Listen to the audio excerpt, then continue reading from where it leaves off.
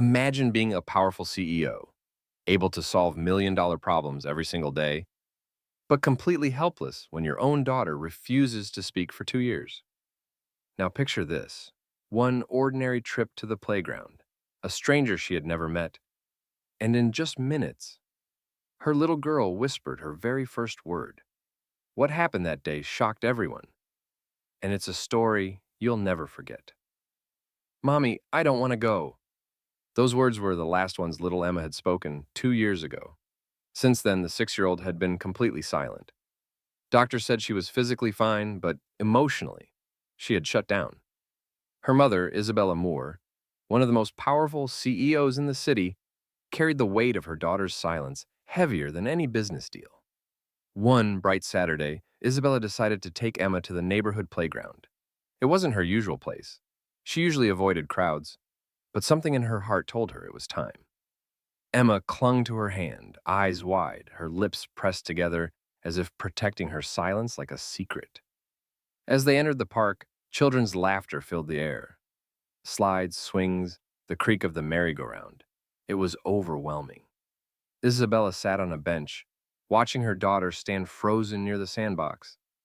And then he appeared. A tall man with kind eyes pushing a little boy on the swing. He was laughing with such warmth, his deep voice carrying across the playground. He looked over and noticed Emma, standing stiff and quiet, while her mother hovered nervously. "Hey there," he said, walking over with his son. "I'm Marcus, and this little rocket is Jaden." His smile was easy, his presence calming. Isabella nodded politely. She wasn't used to strangers approaching her, especially not ones with such openness. But Marcus didn't seem interested in her. He knelt down, eye level with Emma. "Hi, sweetheart. Want to build a sandcastle with us?" Emma blinked. No sound came out. Isabella quickly stepped in. She doesn't talk." Marcus didn't flinch. Instead, he gently said, "That's okay. She doesn't have to. She can just show us." Emma hesitated, but Jaden tugged her hand. "Come on. I need help making the biggest castle ever." For the first time in a long time, Isabella saw curiosity spark in her daughter's eyes. Slowly, Emma followed Jaden to the sandbox. Marcus sat nearby, giving them space, but also guiding with little comments. "Good job, buddy. That tower looks strong. Emma, you're a natural engineer, huh?" he said softly, as if speaking to her spirit, not demanding words. Minute by minute, Emma loosened up.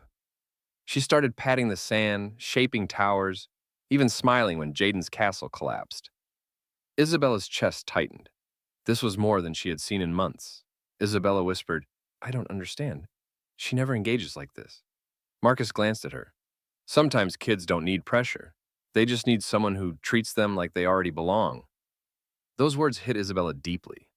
As a CEO, she was used to control, deadlines, results. But here was a father, raising his son alone, teaching through patience and kindness. And then it happened. Jaden handed Emma a little plastic flag for the top of their sandcastle. He placed it in her hand and said, "You say it! Say flag!" Isabella's heart stopped. She wanted to intervene, to protect Emma from pressure. But before she could, Marcus gently touched her arm. "Wait." Emma's lips trembled. Her eyes darted from Jaden to Marcus, to her mother.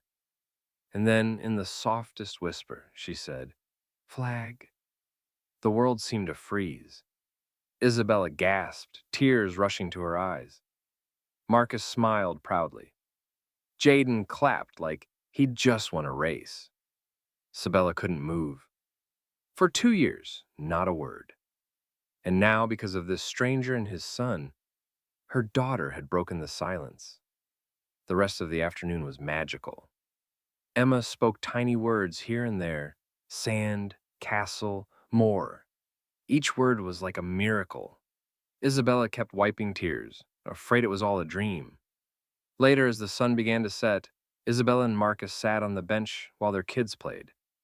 For the first time, Isabella let herself relax. "Thank you," she whispered. "I don't even know how to explain what you just did for my daughter." Marcus shook his head. "Don't thank me. Emma just needed the right moment, and maybe a friend who believed in her." Isabella studied him. There was no arrogance in his words, just sincerity. She noticed the way he watched Jaden with such devotion, the way his laugh made people nearby smile. He wasn't wealthy or powerful like the people she usually surrounded herself with, but he had something much rarer, a heart that healed. As they packed up to leave, Emma surprised everyone again. She ran back to Marcus and whispered, "Thank you." Marcus bent down, smiling. "You're welcome, Princess. Anytime."